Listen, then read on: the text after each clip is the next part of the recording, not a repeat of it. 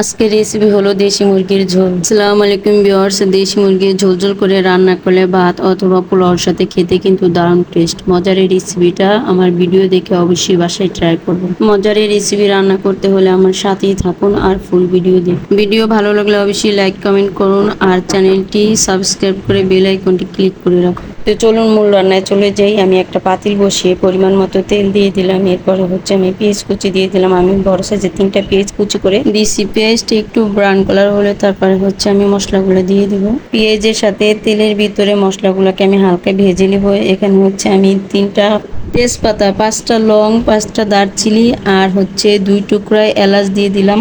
তেলের ভিতরে পেঁয়াজ আর গরম মশলাগুলোকে আমি ভেজে নিব। এই যে আমার পেঁয়াজ আর গরম মশলা ভাজা হয়ে গেছে। এবার আমি সামান্য পানি দিয়ে দিব। পানি দিয়ে 2 চামচ রসুন, 2 চামচ আদা, 1 চামচ হলুদ, 1.5 চামচ মরিচ, স্বাদ মতো লবণ। তো এখানে আমি মাংসটা ঝাল ঝাল করে রান্না করব, এর জন্য মরিচটা একটু বাড়িয়ে দিছি। 1 চামচ জিরা গুঁড়ি দিব। জিরা গুঁড়ি দিয়ে দিলাম। এবার মশলাটাকে খুব ভালোভাবে কষিয়ে নিব। মশলা যত ভালোভাবে কষাবেন তরকারির টেস্টে তত বেশি হবে। এই যে দেখেন আমার মশলাটা কষানো কমপ্লিট হয়ে গেছে। মশলার উপরে তেল উঠে গেলেই মশলা কষানো কমপ্লিট হয়ে যায়। এবার আমি মাংসগুলো দিয়ে দিব। তো এখানে আমি 1.5 কেজি ওজনের একটা দেশি মুরগি নিয়েছিলাম। তো সব ময়লা টয়লা গিয়ে এখানে 100 কেজির মতো রয়েছে। পুরো মাংসটাকে আমি রান্না করব। তো আপনার 1 থেকে 1.5 কেজি দেশি মুরগি রান্না করলে আমি মশলার পরিমাণটা এখানে যতটুকু দিছি ততটুকু দিলেই যথেষ্ট।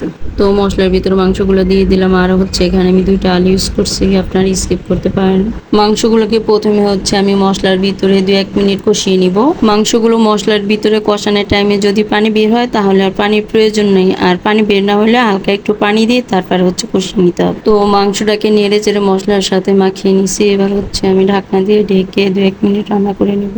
এই যে দেখেন 2-3 মিনিট পরে ফিরে আসলাম। হালকা পানি বের হয়েছে। তো যতটুকু পানি বের হয়েছে ততটুকু দিয়ে কষানো হবে না, এর জন্য আমি সামান্য একটু পানি এখানে ইউজ করব। তো আমি অল্প একটু পানি দিয়ে দিলাম। দেখেন এবার আমি একটু নেড়ে চেড়ে ঢাকনা দিয়ে ঢেকে মাংসটাকে কষিয়ে নেব। তো দেশি মুরগি তো খুব বেশি একটা কষানো লাগবে না, 10-15 মিনিট কষালে হয়ে যাবে। আমি ঢাকনা দিয়ে ঢেকে কষিয়ে নেব। 5 মিনিট পর ঢাকনা খুলে আমি একটু নেড়ে চেড়ে দিব। তো আমি ঢাকনা খুলে নেড়ে চেড়ে দিচ্ছি। আর জালটা অবশ্যই মিডিয়াম আঁচে রাখতে হবে যখন কষাবেন। মাংস কষানোর টাইমে জাল হাই হিটে রাখলে মাংসটা কিন্তু পারফেক্ট ভাবে কষানো হবে না। আমার নাড়াচাড়া হয়ে গেছে। আবার আমি ঢাকনা দিয়ে ঢেকে 5 মিনিট কষিয়ে নিব। তো আমি মাংসটা মোট 10 মিনিট কষাইছি, আপনাদের কম বেশি হতে পারে। এই যে দেখেন 5 মিনিট পর আবার ফিরে আসলাম। তো ঝোলটাও শুকিয়ে গেছে আর আমার মাংসটা কষানো কমপ্লিট হয়ে গেছে। এই যে দেখেন এবার আমি পরিমাণ মতো পানি দিয়ে দিব। জাল মিডিয়াম আঁচে রেখে তারপরে মাংসটাকে আস্তে আস্তে ভালোভাবে কষিয়ে নিলে সেই মাংসটা খেতে বেশি মজা লাগে। এই যে এখন আমি পানি দিয়ে দিলাম। তো পরিমাণ মতো পানি দিয়ে হয়ে গেছে। এবার আমি ঢাকনা দিয়ে ঢেকে দিব।